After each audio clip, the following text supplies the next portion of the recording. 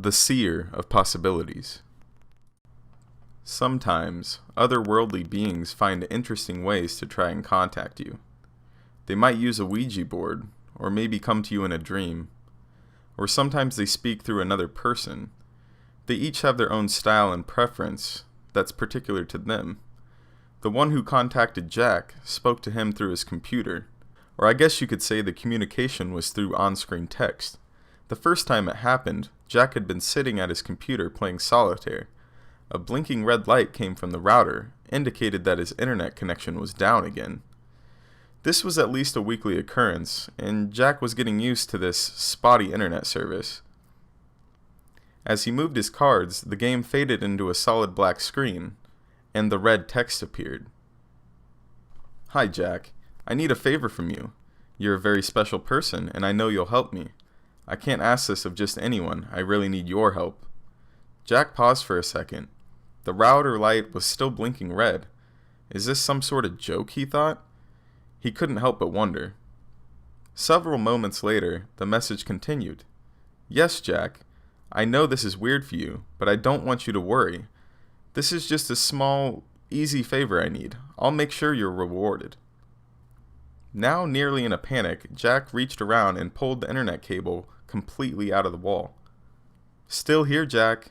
I don't want to waste any more of your time, so I'll get right to what I need. Tomorrow, when you go to work, I need you to move that large potted plant that's next to the elevator on the ground floor. All you have to do is pull it out 3 inches from the wall. If you do it at 8:17 a.m., nobody else will be in the area." Jack sat there, refusing to respond, still trying to figure out what was happening. The writing continued. "Look, Jack, I'm asking you because I know you'll do it.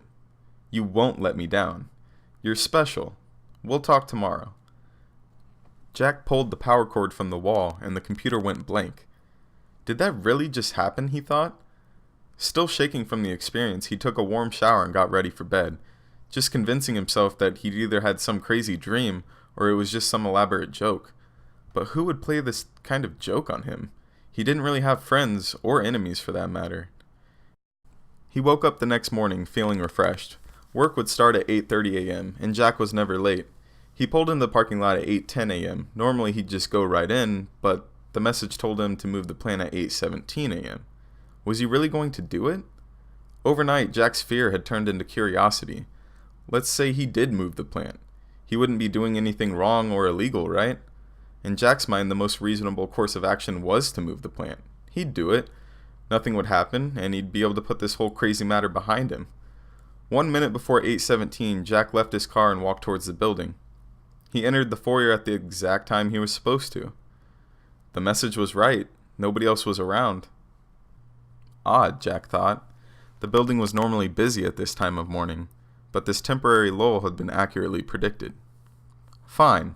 Let's see what happens," Jack muttered to himself. He walked up to the large potted plant placed firmly between the 2 elevators in the lobby of the 10-story building. The plant looked like it was fake, a decoration that people passed every day without really noticing. It was heavier than Jack realized. He put some of his might into his effort and pulled the plant out 3 inches to his best estimate. He stood back and looked at the plant, then looked around the lobby. People were coming in behind him now, and the lobby was starting to fill up again. Nobody seemed to notice the plant was in a slightly different location. Nothing really seemed different at all. Jack skipped the next elevator and waited. Waited for something, but nothing happened. Finally, Jack entered the elevator and made it to his 7th floor cubicle, on time like always. If you ever asked Jack's coworkers to describe him, you would hear words like polite, quiet, respectful, and competent. And while these words were all accurate, they gave little indication of the truth that Jack really didn't like most people. That's not to say he disliked them. He just had very little interest in getting to know them or being friends with them. Save for one. Allie, the girl who sat 2 cubicles down from him, was the only person he wanted to get to know more about. With her big smile, blonde hair, and beautiful figure, Jack was very interested in learning all about her. Despite his lack of success with women in the past, he was actually doing a fair job at getting to know her. Every morning he passed by her cubicle and stopped for a chat. The chats were 1 minute at first, then 2, then several minutes. Jack was surprised that she actually seemed to like him. On this particular morning, their daily conversations only lasted a couple of minutes. As they exchanged their morning greetings and talked about Allie's wild night out, the elevator doors opened behind them. Out hobbled James Bentley, the boss of both Jack and Allie. James' loud complaining could be heard throughout the office. "My damn foot!" "What happened, James?" came the mumbled queries. "It's that damn plant they have in the lobby. I ran right into it and twisted my ankle." "James, you can barely walk. You need to go to the hospital," came Allie's concerned reply. "Can't do it now. I have meetings all day. Too important to cancel. I'll just have to tough it out." Jack, feeling stunned, left Allie's cubicle mid-conversation and sunk down into his chair. It was his fault. He was sure of it. How could he have been so stupid and careless? Still, no use in worrying about it now. A twisted ankle would heal. Everything will be all right. Upon his return home, Jack went immediately to his computer and turned it on. As soon as the computer booted up, the screen went black and a new message popped up. "How was your day, Jack?" He sat there staring at the screen, not knowing how to answer. The message on the screen continued. "Actually, I know how your day was, but never let it be said that I'm not polite. You're wondering what's going on. You want to know why James Bentley had to twist his ankle. Well, Jack, this chain of events isn't done playing out, and I don't want to tell you too much too soon. But this will all make sense to you in just short order. Just go to work tomorrow like you normally do. Don't worry about a thing, Jack. You'll be rewarded. You're special. I'll talk to you tomorrow." Jack sat back in his chair. What is going on? Who was sending him these messages? Jack's curiosity was fully engaged, and he was almost a bit excited to see what would happen next. The next morning at work started off as any other ordinary day. Jack noticed the plant had been pushed back fully against the wall, probably by the night cleaning crew. James Bentley showed up shortly after lunch, hobbling into his office on one good foot. "Man, this foot is killing me," Jack could overhear him say, but apparently James still had a meeting he didn't want to miss, and it wasn't till around 3 o'clock that Jack saw him again. James, who always seemed to prefer Allie over others, came limping up to her cubicle. "Allie, you're not doing anything right now, are you?" No, nothing that can't wait till tomorrow, I guess." "Good. Could you please drive me to my doctor? I probably should have gone yesterday, but I just couldn't get away. This pain is killing me right now, and I don't think I can drive myself. I barely made it here this morning, and I don't think I can even push the gas pedal right now. We can take my car if you want." "Yeah, that's fine, James. I don't have a problem taking you." Turning to Jack, she said her goodbye. "See you tomorrow, Jackie." She put on her coat and slowly followed James as he struggled down the hallway. She gave a half turn and a shrug in Jack's direction, with a little smile as she walked away. Jack felt even lonelier than normal when she was gone. It was 10 minutes later that they heard all the crash. It was preceded by the loud horn of an 18-wheeler and screeching brakes. The collision itself was a sickening thud of two large metal objects colliding. Even on the 7th floor it was loud. The office workers gasped and ran to the windows. "Is that James's car?" one of them asked. "Hard to tell from up here. It's so banged up," someone replied. The horrifying implication of what just happened came to Jack immediately. No, he thought. "This can't be true." Shaking all the way, he ran to the elevator and went to the ground floor, along with several others from the office. Some of them were crying. As they joined the growing crowd around the scene of the accident, Jack could hear the far-off sound of emergency sirens. Looking past the gawkers, he could see the 18-wheeler that had hit James's car broadside. Its driver had been thrown out onto the pavement where he lay motionless. James was sitting in the passenger seat of his car, motionless, but with a surprised look on his bloody face. Jack couldn't tell if he was alive or dead. The driver's side, where Allie was seated, had taken the hit. The space she'd been occupying had been compacted to a third of its original size. Allie's head was smashed open and her twisted body was broken and battered. The crowd was stunned. Tears, screams, sirens. That's all Jack could hear. Without going back inside the building, Jack ran to his car and drove home, angry and sad. He made the journey home and to his computer. There the machine sat. He wanted to turn it on, but he was afraid of what he'd find out. Was he really the one responsible for Allie's death? The whole chain of events had started with him. He knew he was to blame. Jack reached for the power button, then he pulled his hand back. Finally, after several minutes, he found the mental strength to turn it on. The screen flickered and then went black, and the familiar text started to appear on screen. No, Jack, it's not your fault. I know you're blaming yourself, but all people die eventually. Some just sooner than others. Jack stared at the screen. He resisted the urge to throw the monitor to the ground. After a moment, the writing continued.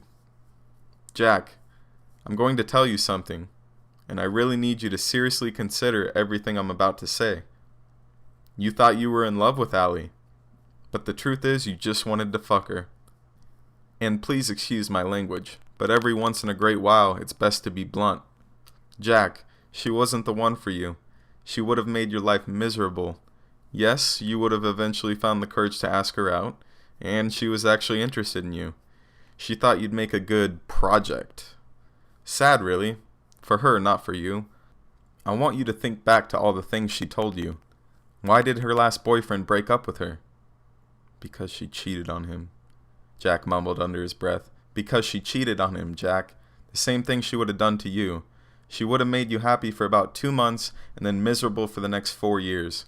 Sneaking around, laughing at you behind your back, spending all your money. Once you finally got rid of her, you would have been so jaded that you'd never date again. This is true, Jack. I see all future possibilities. The ones that come to pass and the ones that don't. You've seen how she really is, Jack. But you let your lust for her blind you to the truth. And together, you and I have made sure that you avoided that path. One more thing, Jack. This isn't done playing out yet. There is more to come. No! Fuck you! You killed her! Jack screamed and threw the monitor from the desk. It landed on the floor and sparked out. Jack barely got any sleep that night, and the next day he wasn't too sure he wanted to go to work.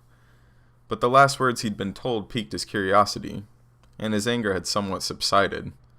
No work was done that day at the office. The company had brought in grief counselors, and people shared their thoughts. They cried, and they hugged. James had actually survived the accident, but he was in a coma. The doctors thought he might recover eventually, but nobody was really sure. Late in the afternoon, Jack was approached by Diego Salbarra, the head of the division.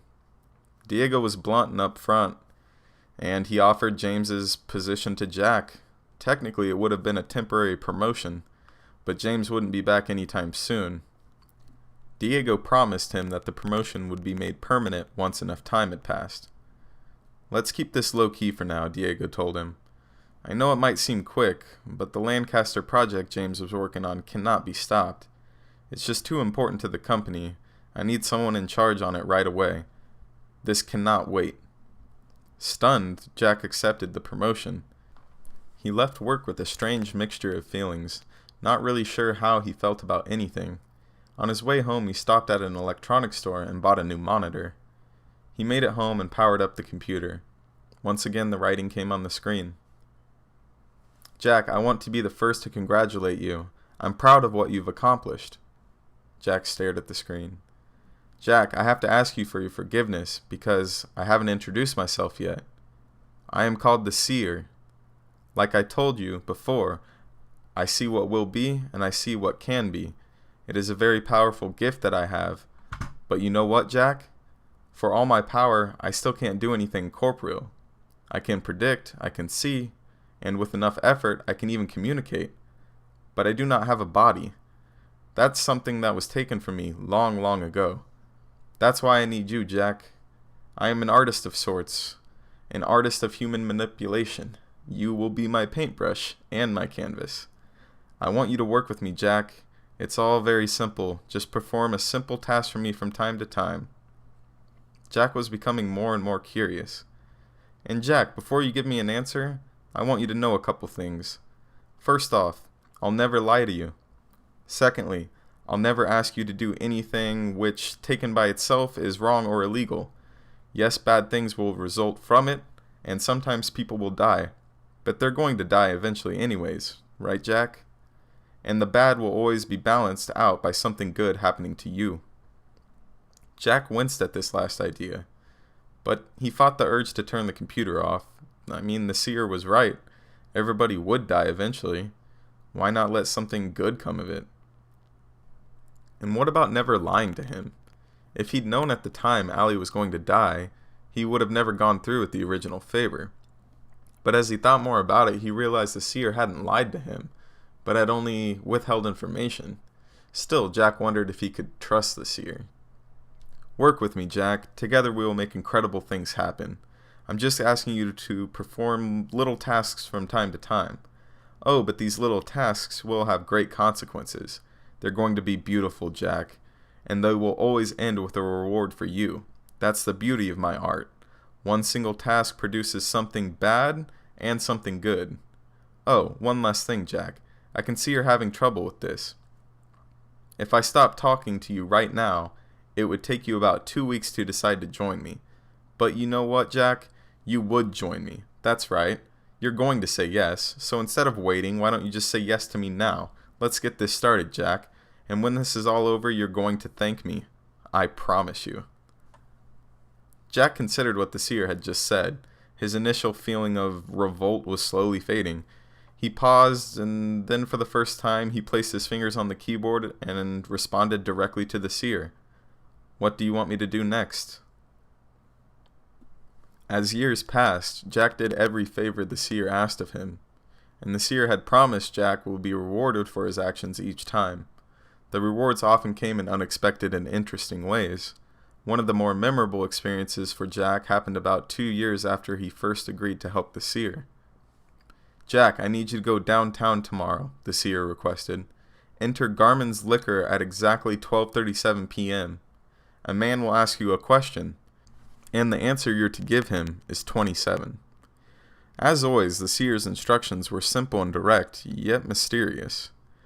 The next day, as requested, Jack entered the store. In front of him, a burly construction worker was at the countertop filling out a lottery play slip. Let's see here, said the construction worker. My birthday, that's the 15th. My wife's birthday, that's the 24th. And my kids' ages, 2, 10, and 13. The man scratched his head and looked around, zeroing in on Jack. Hey, buddy, I need another number. You got one for me? Jack smiled.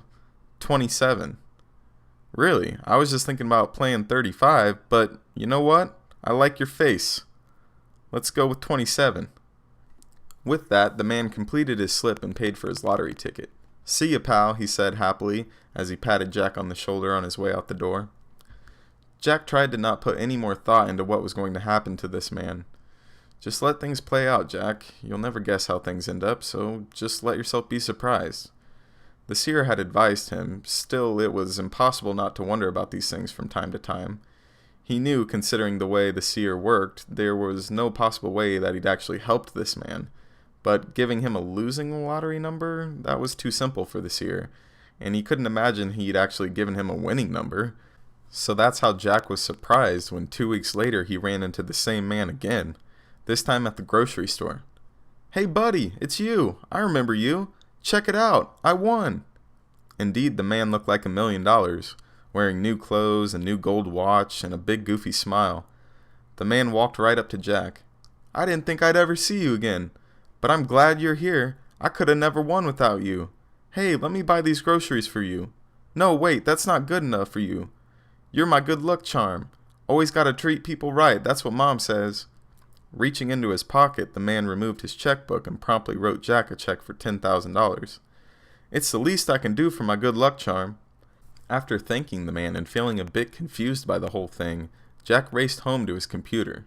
After turning it on, the seer's writing appeared on the screen. Well, Jack, how does it feel to be $10,000 richer? It feels good, but I can't help but wonder, we've never helped anyone before, why are we starting now? Jack asked the question with a tinge of guilt. He never liked to admit that people were being hurt by his actions, but in this case, curiosity overwhelmed his latent feelings of guilt. "Oh, Jack, we haven't helped anyone.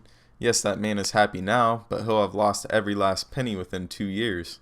You saw it for yourself. He just gives money away. Old friends, lost relatives, they're all going to come asking him for money. And there will be some very bad investments as well. The stress of losing everything is going to cause his wife to leave him, and she'll take the kids too. He'll be alone and broke, a ruined man who would have been much better off if he had never won. You needn't feel bad, Jack. It's the man's own stupidity and greed that will do this to him." Jack felt some regret, but the seer's rationalizing and focusing on his own reward always put him at peace in the end. Through the years, no two tasks were ever alike. Sometimes the effects of his actions were direct and easy to see. Other times they caused a chain reaction so complex that he simply could not follow it.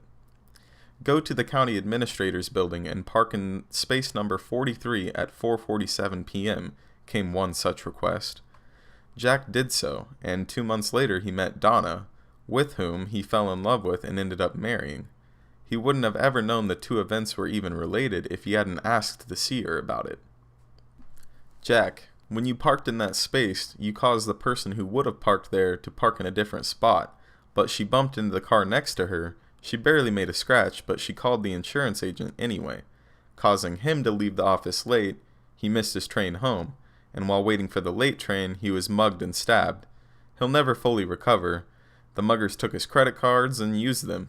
And Jack, I could keep going with this, but there's another 23 people involved. Sometimes these favors are going to be very complicated, but let's just say your action ultimately caused Donna to be in the exact right place for you to meet her." Jack's relationship with the seer grew. Though remaining mostly mysterious, the seer divulged enough information over the time so that Jack could get a generalized understanding of the seer's history. From historical references, Jack knew the seer was thousands of years old. When still alive, the seer had been a powerful fortune teller and artist who foretold future happenings through paintings. A foolish king who misinterpreted the seer's prediction and lost the battle as a result had the seer executed. Unencumbered by physical senses and existing in a lonesome void, the seer's abilities expanded exponentially. Finally learning to communicate with the living, the seer began reaching out to those who would respond, including Jack, and of course the seer knew everything about Jack. In all, it was as much of a friendship as one can have with a dead person. And Jack was grateful to the seer too. I mean, he had a nice job, a nice house, a beautiful wife, and people respected him. He was happy, which is something he never really felt before the seer contacted him. 12 years passed in total. 12 good years for Jack. Task after task was completed, usually about one a month. Jack, sitting in the office of his large rural house, was contacted by the seer once again. "Hi Jack, I have a favor to ask of you. This one's the easiest yet. You don't even have to get up. Call Riago's Pizza in exactly 2 minutes. Let the phone ring 3 times, then you can hang up." Jack smiled. Nice and easy. He no longer wondered about how these tasks would play out. He trusted the seer and simply did as he was told. Jack made the call exactly 2 minutes later. The quietness of the household was broken 30 minutes later by a ringing doorbell. That's odd, Jack thought. Neither he or Donna was expecting anyone.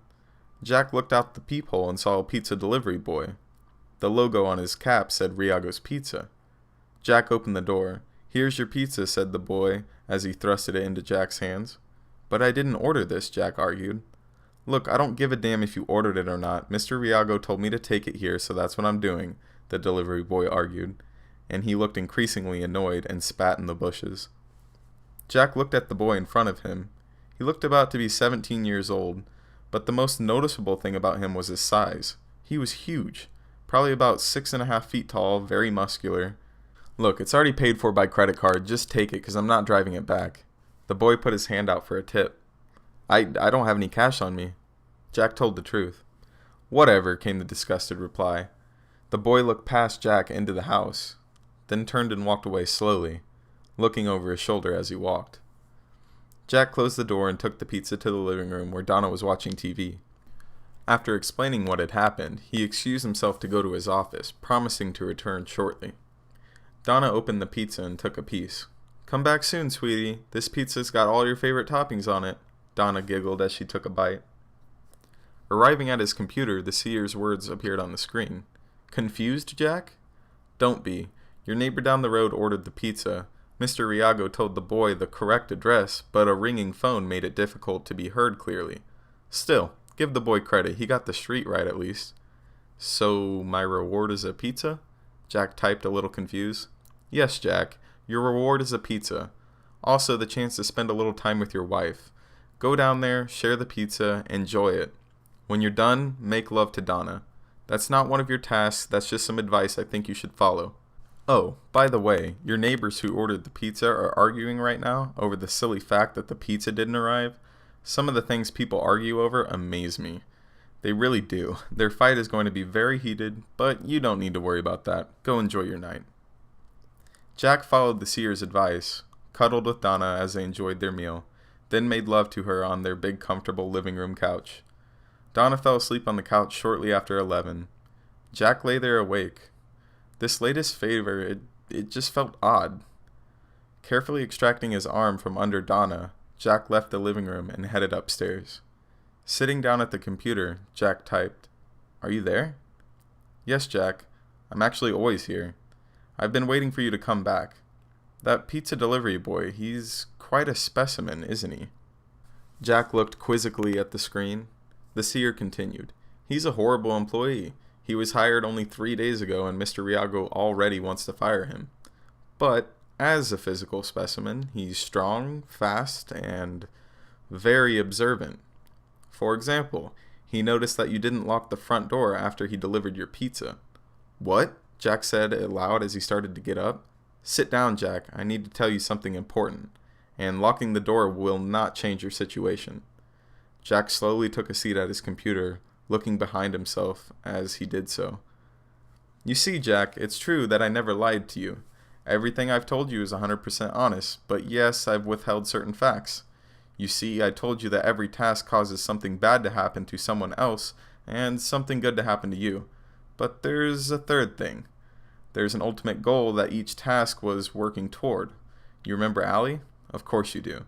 What you probably don't remember about her is that she was helping to pay her brother's way through college. When she died, he had to drop out. He was going to be a great psychologist, but now he works in a factory instead. That's really too bad for our pizza delivery boy. He could have used a great therapist a few years ago, but that good therapist wasn't there for him. Instead, he got some Freudian quack. And do you remember our lottery winner? Yes, you do. He was a neighbor to our pizza boy. After he lost all of his money, of course. He beat the boy senseless after the boy jumped into the street in front of his car. Quite a traumatic memory for our young lad, and his mother didn't care about that incident. Didn't protect the boy at all. She couldn't. Not after using all the drugs given to her by her boyfriend, who happened to be one of the muggers who robbed that insurance agent. He bought the drugs with all the money he made from the robbery. Now do you see the scope of my artistry?" Jack sat glaring at the monitor. He wanted to get up to check on Donna, but he was too scared to move. The seer continued, "Jack, you've done over 100 tasks for me, and each one has served an ultimate purpose. To psychologically destroy this boy, turn him into a monster, and bring him here tonight. Don't you see, Jack? This involved tens of thousands of people and billions of possibilities. If you had failed to complete even one of the tasks, the whole chain would have collapsed. This was orchestrated by me and set in motion by you. Together we've done something wonderful. This is a masterpiece of human manipulation. Our masterpiece. And it all begins and ends with you. 2 perfect points in time. Tonight, wrong address, no tip. This poor boy has finally snapped. He's downstairs right now. He's slitting Donna's throat at this exact moment." Jack could hear a short, muffled scream coming from the living room, followed by gurgled noises. "No!" Jack screamed and stood up, starting to run downstairs. "Jack, stop!" The voice startled Jack. It was inside his head. For the first time, the seer was talking to him directly. It was a pleasant voice, a feminine voice. "You can't do anything now. She's already gone, and he'll be coming up for you shortly. You cannot stop him." "But why?" Jack cried with tears welling up in his eyes. "It's not an artistic masterpiece if it doesn't begin and end with you, Jack. Her voice was soothing. "I want you to appreciate the fact that I'm talking to you directly. This requires all of my energy, and as a result, I'll have to rest for several years before I can contact anyone again. That's how special you are to me. Please do not feel bad about this, Jack. I want you to take a moment and enjoy our accomplishment as much as I do." The voice paused briefly, and then continued. "Do you know what, Jack? If I had never contacted you, you would have lived for 85 years. 85 boring, meaningless, and bitter years. And when you died, nobody would have been at your funeral.